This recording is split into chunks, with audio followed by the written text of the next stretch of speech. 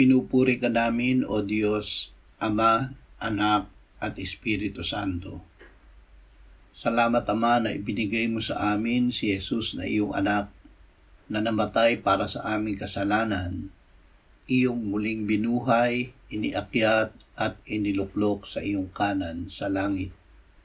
Salamat na ibinigay mo sa amin ang iyong banal na Espiritu, at sa pamamagitan niya ay ibinuhos mo ang iyong pag-ibig sa aming puso.